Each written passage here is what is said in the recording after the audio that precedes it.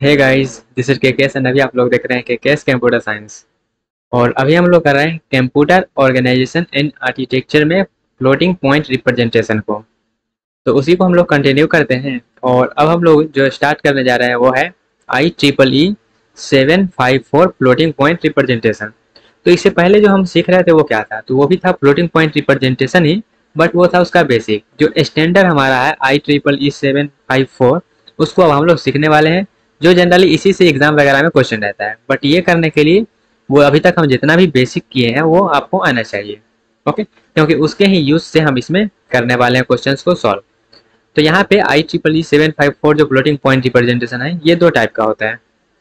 वो दो टाइप क्या है वो यहाँ पे हम इसको ड्रॉ कर लेते हैं।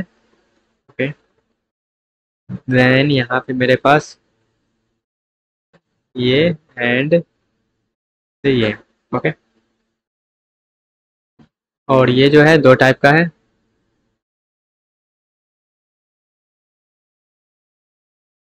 आई होप आपको ये डायग्राम जो है बना दे रहे हैं ताकि इसका नोट्स कंप्लीट भी हो जाए अच्छे से। ओके, तो IEEE 754 फ्लोटिंग पॉइंट में सबसे पहला हमारा जो है वो है सिंगल प्रिसीजन फॉर्मेट। क्या?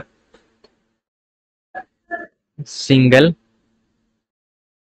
Precision format. तो सिंगल प्रिसीजन फॉर्मेट जो है ये कितने बिट का होता है, तो ये होता है हमारे पास 32 बिट का। वैसे ही मेरे पास एक दूसरा जो होता है IEEE 754 में वो है double precision. Double precision format, तो ये जो होता है वो 64 बिट का होता है। तो यहाँ पे बिट भी लिख देते हैं कितना बिट का होता है। ये होता है 32 बिट का। ओके, और ये होता है 64 बिट का। मीन्स इसको हम 32 बिट में रिप्रेजेंट करते हैं सिंगल प्रिसीजन फॉर्मेट को, एंड डबल प्रिसीजन फॉर्मेट को हम लोग 64 बिट में रिप्रेजेंट करते हैं। अब यहाँ पे कौन सा कितना बिट का होता है वो पहले समझ लेते हैं। कौन सा कितना बिट का मतलब साइन बिट, फिर वो मेंटिसा था, एक्सपोनेंट था, वो सब समझ लेते हैं। तो यहाँ पे इसका डायग्राम रहा, ये इसका कलर को कर देते हैं गाइस चेंज।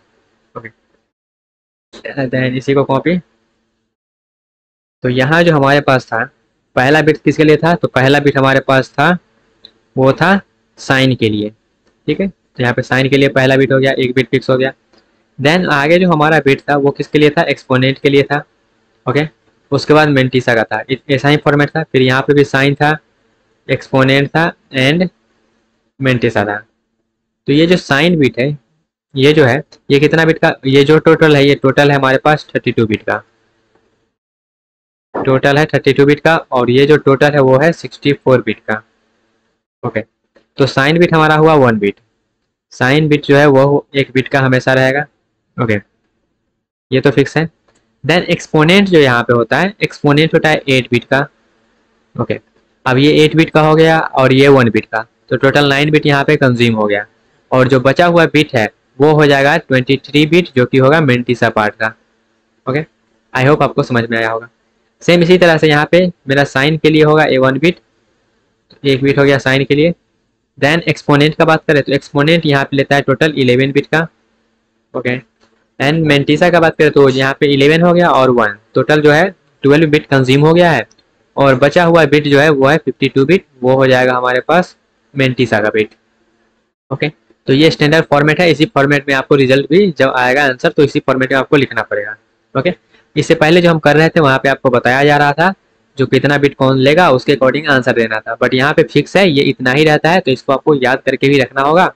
जो हमारे सिंगल प्रिसीजन में फॉर्मेट में जो है वो टोटल 32 बिट का जो है फॉर्मेट है, जिसमें से 1 बिट जो है साइन के लिए, 8 बिट जो है वो एक्सपोनेंट के लिए, एंड 23 बिट जो है वो है मेंटिसा पार्ट के लिए। देन उसी तरह मेरा डबल प्रिसीजन फॉर्मेट में टोटल 64 बिट का यूज़ किया जाता है, जिसमें से 1 बिट साइन एंड 11 बिट जो है वो एक्सपोनेंट के लिए, एंड 52 बिट जो है वो मेंटिसा पार्ट के लिए है। देन उसी तरह यहाँ पे हम ये जो ई है कैपिटल ई लिखा हुआ, यहाँ पे 22 कितना होता है, क्योंकि हमने कैपिटल ई का जो वैल्यू पढ़ा था वो पढ़ा था जो आ रहा है वैल्यू, और उसमें हम 22 को क्या कर रहे थे, ऐड कर रहे थे। तो यहाँ पे 22 कैलकुलेट करने का सेम फार्मूला है, बट यहाँ पे एक ये है कि हम उसमें क्या कर रहे थे, माइनस में सबसे बड़ा नंबर ले रहे थे। लेकिन यहाँ पे हम क्या करेंगे, प्लस में सबसे बड़ा नंबर लेंगे, जो कि होता है 2 के पावर k -1 -1।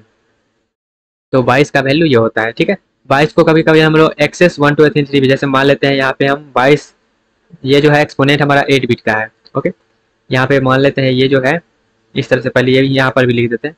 तो यहाँ पर भी जब 22 जो है हमारा वो हो जाएगा 2 के पावर के -1, दोनों तरफ सेम है वैल्यू। और यहाँ पे क्योंकि एक्सपोनेंट जो है, यहाँ पे क्योंकि एक्सपोनेंट जो है वो फिक्स है, एक्सपोनेंट चेंज नहीं हो रहा है हर बार। तो जब चेंज नहीं हो रहा है तो यहाँ पे हम कैलकुलेट कर लेते हैं 22 का वैल्यू, बार बार उसी से हम काम करते रहेंगे। तो 22 का वैल्यू यहाँ पे हम जब कैलकुलेट करने जाएंगे के बराबर 8 बिट के लिए, तो 22 बराबर क्या हो जाएगा 2 के पावर 7 -1, मीन्स ये टोटल हो जाएगा 127। तो 127 जो लिखा गया इसको कभी कभी एक्सेस 127 भी बोलते हैं, लेकिन मैक्सिमम चांस आपको रहेगा जो 22 दिया रहा है, लेकिन एक्सेस 127 भी दे सकता है, तो जिसका मतलब 22 का ही होता है वैल्यू वो। सेम उसी तरह से यहाँ पे हम कैलकुलेट कर लेते हैं। ये बराबर यहाँ पे मेरा 11 बिट है, तो यहाँ पे जो हो जाएगा वैल्यू 22 का, 22 बराबर हो जाएगा 2 के पावर 11 -1, तो ये हो जाएगा 1023। तो ये वैल्यू आप याद रखिएगा, जब भी वो कैलकुलेट करना हो तब उसमें से हम क्या करेंगे, उसको माइनस कर देंगे। ओके, तो IEEE 754 फ्लोटिंग पॉइंट रिप्रेजेंटेशन में यही कंसेप्ट है। अब इसके बाद हम डायरेक्टली क्या करेंगे, प्रॉब्लम को सॉल्व करेंगे। तो ये single precision and double precision को याद रखिएगा, और क्वेश्चन को सॉल्व करने का जो तरीका है वो सेम है, बस उसको जो फॉर्मेटिंग करने का तरीका है वो थोड़ा सा 32 बिट एंड 64 बिट में किया गया है। तो सबसे पहला क्वेश्चन यहाँ पे हम दे रहे हैं, और ये क्वेश्चन को हम दोनों फॉर्मेट से सॉल्व करेंगे, means single precision and double precision दोनों से। तो यहाँ पे क्वेश्चन पहले हम लिख देते हैं, क्वेश्चन क्या है। तो क्वेश्चन यहाँ पे हम ले रहे हैं, जैसे मान लेते हैं +11.5 ये नंबर ले रहे हैं। अब इसको हमको क्या करना है, सिंगल प्रिसीजन में, एग्जाम्पल है ये, और इसको single precision and double precision दोनों प्रिसीजन में इसको हमको डिनोट करना है। सबसे पहले यहाँ पे लिख देते हैं in single precision. Single precision में इसका क्या वैल्यू होगा वो बताना है। तो इसको सॉल्व करने का सेम तरीका जो हम करते आ रहे हैं, क्या सबसे पहले इसको हम क्या करेंगे, सबसे पहले इसको हम बाइनरी में लिख देते हैं। इसको जब बाइनरी में लिखने जाइएगा तो क्या हो जाएगा, 11 है मीन्स यहाँ पे आ जाएगा 8 एंड आ जाएगा 8 एंड 2 एंड 1, ये हो गया 11। एंड देन हमारे पास जो है 0.25 है, मतलब 0.5 मतलब 1, ठीक है।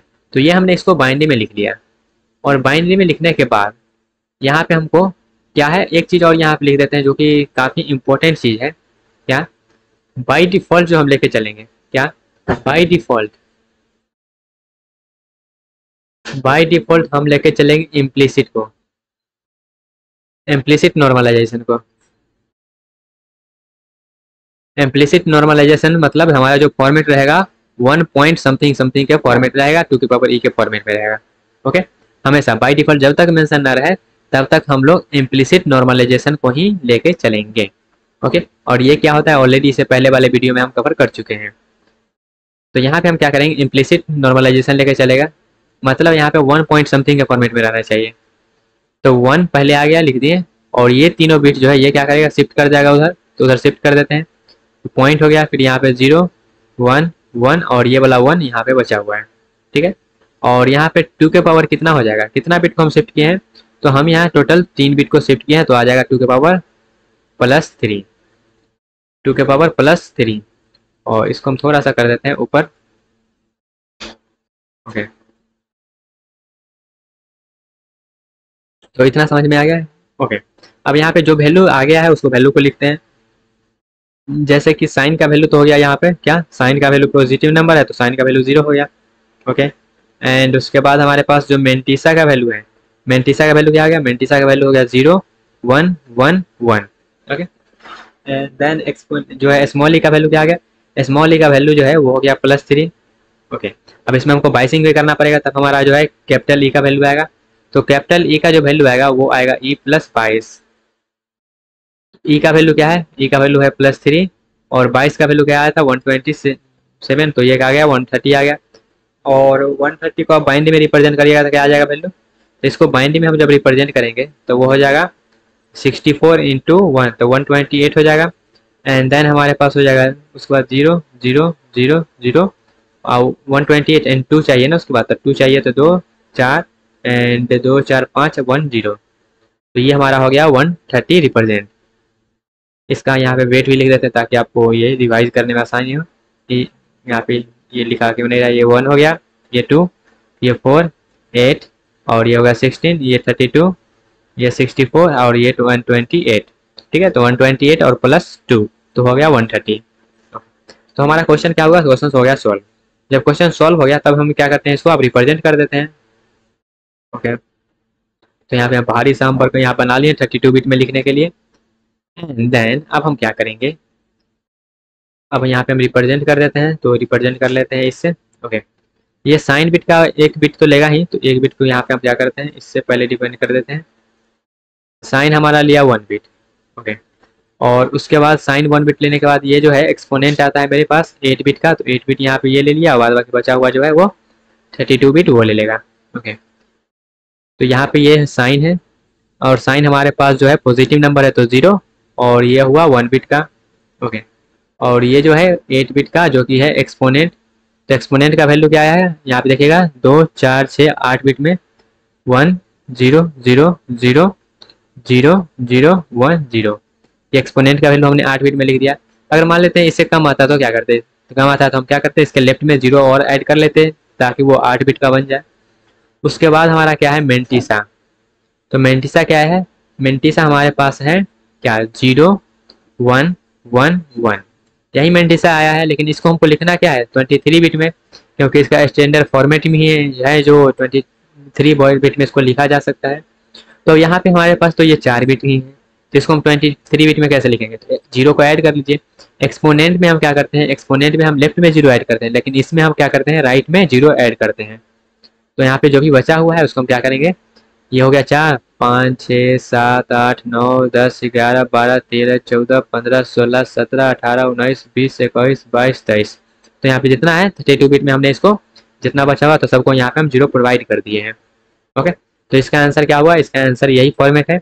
लेकिन यहाँ पे अगर इसको आप जो है रिप्रेजेंट करना चाहते हैं हेक्साडेसिमल में, तो कभी कभी क्वेश्चन ये भी हो सकता है हेक्साडेसिमल या में आप या डेसिमल में इसको रिप्रेजेंट करने का, तो उसको 4 बिट का कॉम्बिनेशन बना के कर सकते हैं। लेकिन यहाँ पे हम आपको बताना ये चाहते हैं, इसको हम जैसे ये आंसर तो आ गया है, लेकिन ये आंसर करेक्ट है कि नहीं उसको चेक कैसे करेंगे। तो यहाँ पे हम क्या करेंगे, चेक कैसे करेंगे ये आंसर मेरे पास जो है वो करेक्ट है कि नहीं। तो इसको चेक करने का तरीका क्या है, वही फार्मूला लगाते हैं। कौन सा फार्मूला, वो फार्मूला जो हम बताए थे इससे पहले वाले में -1 के पावर s, एंड हमारा जो है फॉर्मेट क्या चलता है 1 पॉइंट मेंटिसा, तो यहाँ पे मेंटिसा आ जाएगा, देन 2 के पावर हमारा जो है स्मॉल ई का वैल्यू आ जाएगा। ठीक है, तो इसको हम कैलकुलेट कैसे करेंगे और स्मॉल ई का वैल्यू कैसे निकालते हैं वो आपको आना चाहिए, नहीं तो यहाँ पे आप डायरेक्टली ये वाला फॉर्मूला लिख सकते हैं। जैसे ई के जगह पर आप ऐसे लिख लीजिएगा 22 माइनस ई। ठीक है, 22 माइनस सॉरी ई माइनस 22, क्योंकि ये जो है जब हम ई का वैल्यू निकालेंगे तो ई में से क्या होगा 22 माइनस हो जाएगा, तो ई माइनस 22, या फिर डायरेक्टली आपको स्मॉल ई का वैल्यू मालूम है तो स्मॉल भी यहाँ पे आप ई लिख सकते हैं। अब इस फार्मूला में इसको हम पुट कर लेते हैं, तो चलिए पुट करते हैं।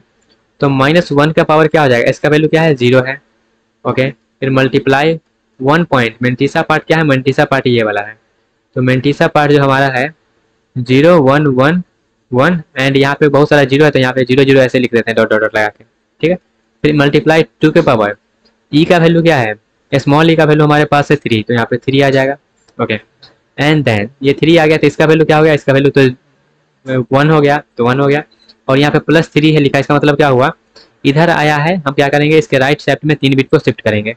तो ये जो 3 बिट है इसको हम क्या करेंगे राइट साइड में शिफ्ट करेंगे, तो क्या आ गया 1.1 और बाद बाकी सब क्या है, बाद बाकी सब 0 ही है। ओके, 28 तक सॉरी 23 तक, तो ये फॉर्मेट आ गया। इसका जब आप रिजल्ट देखिएगा तो क्या आएगा, इसका रिजल्ट देखिएगा तो हमारे पास आएगा 11.5 और बाद बाकी सब तो 0 ही है, तो यही हमारा आंसर है और ये हमारा इस फॉर्मेट में, और इस फॉर्मेट को हम वेरीफाई कर लिए इस तरीके से। ओके, तो आई होप आपको समझ में आया होगा कि किस तरह से करना है। तो यहाँ पे ये भी आपको लग रहा होगा जो पीछे हम जो पढ़े हैं सेम उसी चीज़ को हम यहाँ पे यूज़ कर रहे हैं, और यहाँ पे कोई एक्स्ट्रा चीज़ को हम यूज नहीं कर रहे हैं। तो इसी चीज़ को अगर आप करना चाहते हैं डबल प्रिसीजन में तो उसको भी हम लोग कर लेते हैं। सिंगल प्रिसीजन आ गया, इसको को हम क्या करते हैं डबल प्रिसीजन में कर लेते हैं। ओके गाइस, तो इतना को हम क्या करते हैं हटाते हैं। ठीक है, डबल प्रिसीजन में करने के लिए क्या करेंगे, सब कुछ सेम रहेगा, खाली जो हमारा है एक्सपोनेंट का वैल्यू बदलेगा, तो सिर्फ हम जो है उसको रहने देते हैं और जो बदलेगा सिर्फ उसी को हम यहाँ पे हटाते हैं। जैसे ये वाला वैल्यू है, ये वाला बदल जाएगा। ओके, उसके बाद ये वाला भी क्या होगा, यहाँ पर भी इसको भी हटा देते हैं। ओके, एंड देन यहाँ पे जो वैल्यू है इसको भी हटा देते हैं यहाँ से। ओके, अब यहाँ पे देखिएगा हम इसको करना चाहते हैं किसमें, हम इसको करना चाहते हैं डबल प्रिसीजन में। तो डबल प्रिसीजन का भी सेम ही है क्या, यहाँ पे हो जाएगा डबल। तो डबल प्रिसीजन में सेम है, फॉर्मेट सेम है। पहले हम बाइनरी में कन्वर्ट करेंगे, उसके बाद उसको हम जो है इम्प्लिसिट में कन्वर्ट करेंगे, उसके बाद साइन बिट आ जाएगा, मेंटिसा बिट आ जाएगा, ई का वैल्यू आ जाएगा, और एक कैपिटल ई का वैल्यू जब निकालने जाएंगे तो वहाँ पे हो जाएगा ई प्लस 1023, क्योंकि 22 यहाँ पे क्या होता है, 22 होता है टोटल 11 बिट का। ठीक है, जब ये 11 बिट का है और ये कितना हो जाता है, ये हो जाता है 52 बिट का हो जाता है ये। तो यहाँ पे क्या आ जाएगा, यहाँ पे आ जाएगा 1026। और 1026 को आप जब रिप्रेजेंट करिएगा तो किस तरह से रिप्रेजेंट करिएगा, तो उसी तरह से कर लीजिए। ये हो गया मेरे पास, यहाँ पे आ जाएगा कि 1024, 1024 होता है 2 के पावर 10, मतलब यहाँ पे होगा 1 0 0 0 3 4 5 6 7 8 एंड 8 9 10। ओके, अब इसको हम क्या करते हैं, यहाँ पे लिख लेते हैं वेट को, बस को आपको कन्वर्ट करने आना चाहिए, कोई रॉकेट साइंस नहीं है उसमें। ये हो जाएगा 1 2, ये लिखा क्यों नहीं रहा यहाँ पे, 1 2 4 8 16 32 64 128 206, और ये हो जाएगा 128 के बाद 256, और ये हो जाएगा 512, और ये हो जाएगा 1024, 1024 और ये 2 1026। ये हो गया हमारा रिप्रेजेंट ई का बाइनरी में। ओके, एंड देन अब क्या करेंगे, हमारे पास सब कुछ आ चुका है, तो हम क्या करेंगे, उसको 64 बिट में रिप्रेजेंट कर देंगे। कैसे करना है, तो साइन बिट हमारे पास ये हो जाएगा 11 बिट में, हम इसको रिप्रेजेंट कर देंगे, और बचा बिट जो है हम उसको रिप्रेजेंट कर देंगे। ओके, तो साइन बिट क्या है, पॉजिटिव नंबर है तो साइन बिट तो 0 रहेगा, और एक्सपोनेंट का जो वैल्यू है वो 11 बिट में क्या है 1 0 0 0 1 2 3 4 5 6 7 8 9 10, यहाँ पे कुछ ज़्यादा लिख दिए 1 0। तो यहाँ पे ये जो बिट आया है 2 4 6 8 2 4 6 और ये 7 हो रहा है, तो यहाँ पे क्या करना पड़ेगा, एक 0 एक्स्ट्रा देना पड़ेगा। ये भी जो है यहाँ पे आप लिख लीजिएगा। उसके बाद मेंटिसा पार्ट में, तो मेंटिसा पार्ट में क्या है 0 1 1 1, और बचा हुआ जो है हमारा यहाँ पे इस तरह से 1 1 के साथ है, यहाँ पे 0 0 0 0 इस तरह से बढ़ते बढ़ते जो भी यहाँ पे है बिट लिख लीजिएगा अपना, आगे कितना तक, कितना बिट 52 बिट में इसको हमको लिखना पड़ेगा। तो ऐसे डॉट डॉट करके यहाँ पे लिख दीजिएगा जो है कितना बिट यहाँ पे बन रहा है। जैसे 4 बिट तो ये हो गया, और 4 बिट के बाद यहाँ पे आपको टोटल जो है 48 बिट 0 लिखना पड़ेगा। ठीक है, तो 48 बिट लिख दीजिए या फिर डॉट डॉट डॉट लगा दीजिए, मतलब वाई डिफॉल्ट होता है जो सारा, उसके बाद क्या है 0 है। ओके, जब इसका भी फार्मूला आप लिखिएगा तो फार्मूला क्या है सेम ही है, इसी तरीका से होगा, क्योंकि यहाँ पे क्या हो रहा है चेंज, बस कुछ चेंज नहीं हो रहा है। जो हमारा ई का वैल्यू है तो ई का वैल्यू तो 3 ही आएगा, बस क्या हो रहा है, बस जो इसको हम माइनस करेंगे जब यहाँ पे ई का वैल्यू निकालेंगे तो वो तो 3 ही रहेगा, वो तो चेंज होने वाला है नहीं। तो हमारा रिजल्ट जो है फिर से रिजल्ट हमारा सेम ही बनेगा। ठीक है, रिजल्ट जो है वो हमेशा सेम ही बनेगा, चाहे वो आप सिंगल से करिए या फिर आप जो है डबल से करिए। तो यहाँ पे सिंगल और डबल लाने का मतलब क्या है, तो सिंगल और डबल लाने का मतलब जो है अगर बहुत छोटा नंबर है तो उसको हम क्या करेंगे 64 बिट में रिप्रेजेंट करेंगे, अगर थोड़ा सा कम छोटा नंबर है तो उसको हम सिंगल में कर लेंगे। ठीक है, क्योंकि वहाँ पे 64 बिट जा रहा है, यहाँ पे 32 बिट जा रहा है, बस यही फंडा है सिंगल और डबल का, और कुछ नहीं है। और बाद बाकी दोनों सब में क्या है सेम है, बस जो है 22 एक्सपोनेंट का वैल्यू क्या है थोड़ा सा चेंजिंग हो रहा है। ओके, अब यहाँ पे थोड़ा सा एक चीज़ और बात कर लेते हैं, जैसे कि जो ये बोल सकते हैं इंपॉर्टेंट पॉइंट है थोड़ा सा, तो इम्पोर्टेंट पॉइंट में हम सबसे पहला पॉइंट जो है लिखने जा रहे हैं, जैसे कि इसका फीचर बोल देते हैं, फीचर ऑफ IEEE 754। तो फीचर जो है ये क्या करता है, रिप्रेजेंट कर सकता है कौन कौन सा नंबर को, इट कैन रिप्रेजेंट, ये 0 को रिप्रेजेंट कर सकता है, उसके बाद ये इनफाइनाइट को भी रिप्रेजेंट कर सकता है क्योंकि देख रहे हैं 64 बिट में जा रहा है। उसके बाद ये क्या कर सकता है, डीनॉर्मलाइज्ड नंबर को भी रिप्रेजेंट कर सकता है। उसके बाद ये जो है जो एक नंबर नहीं है उसको भी रिप्रेजेंट कर सकता है, नॉट अ नंबर। NaN है ये, NaN, not a number, not a number. Okay, अब ये कैसे किसको रिप्रेजेंट कर सकता है वो समझते हैं। तो सिंगल प्रिसीजन और डबल प्रिसीजन में तो आपको समझ में आ गया, उसका रेंज भी यहाँ पे आप समझ सकते हैं। जैसे कि अगर ये सिंगल प्रिसीजन का बात करें, सिंगल प्रिसीजन, तो सिंगल प्रिसीजन में है अगर ई का वैल्यू मेरा क्या है, ई का जो है 8 बिट में ले रहा है, और 8 बिट का वैल्यू क्या हो सकता है, तो 8 बिट का दो वैल्यू हो सकता है, या तो 8 का 8 बिट क्या हो 0 0 हो, और दूसरा 8 का 8 बिट क्या हो 2 4 6 और 8 क्या हो 1 हो। तो ये हुआ ई बराबर क्या 0, और ये जो हुआ ई बराबर मेरा 255। तो इसका रेंज यहाँ हुआ, मतलब यहाँ से लेकर यहाँ तक इसका पावर जा सकता है। सेम उसी तरह से डबल प्रिसीजन में क्या है, डबल डबल प्रिसीजन में क्या है, ई का जो वैल्यू जो है 11 बिट में है, और जब 11 बिट में है तो वो 11 का 11 0, या फिर 11 का 11 1, मतलब ई का वैल्यू है यहाँ पे 0 से लेकर ई का वैल्यू कहाँ तक जा सकता है, ई का वैल्यू जा सकता है 2047 तक। तो यहाँ से यहाँ तक नंबर जा सकता है। अब थोड़ा सा ये तो हो गया मेरे पास एक्सपोनेंट के वैल्यू के आधार पे, उसका थोड़ा सा आगे बढ़ते हैं, और अब हम लोग देखते हैं एक्सपोनेंट का वैल्यू 0 होगा तो क्या होगा, एक ये और 1 1 है तो क्या होगा। उसके बेस पे कुछ कुछ कंडीशन है, जैसे कि अगर हम बात करें सिंगल प्रिसीजन में, सिंगल प्रिसीजन में बात कर रहे हैं हम लोग, पहला पॉइंट इफ ई का वैल्यू 0 है, क्योंकि यहाँ पे देख रहे हैं इसमें 0 भी है और 55 भी है। तो जब ई का वैल्यू 0 है उस पर कंडीशन देखिएगा क्या क्या होगा। तो यहाँ पे क्या होगा 3 पॉइंट, पहला पॉइंट तो ये होगा जो क्या करेगा, अगर 0 हो गया तो यहाँ पे ई का वैल्यू हो सकता है 1 से लेकर 255 के बीच में। ओके, उसके बाद हो सकता है इसमें क्या, उसमें हो सकता है जो मेंटिसा का वैल्यू हो 0 हो, या फिर मेंटिसा का वैल्यू नॉट इक्वल टू 0 हो। ये सब कुछ कुछ कंडीशन है। तो इसके अकॉर्डिंग और क्या हो सकता है वो समझते हैं। तो यहाँ पे जो है मेंटिसा का जो वैल्यू होगा, मेंटिसा का वैल्यू यहाँ पे कुछ भी होगा, यहाँ पे हम इम्प्लिसिट नॉर्मलाइज कर देंगे, इसको नॉर्मलाइजेशन यहाँ पे अप्लाई कर देंगे। और जब मेंटिसा का वैल्यू 0 है तो इसका मतलब यहाँ पे प्लस माइनस 0 को रिप्रेजेंट कर देगा ये। और मेंटिसा का वैल्यू अगर नॉट इक्वल टू 0 है तो उसका मतलब क्या हुआ, वो डीनॉर्मलाइज नंबर है, वो क्या है फ्रैक्शन नंबर है, डीनॉर्मलाइज्ड या फिर फ्रैक्शनल नंबर।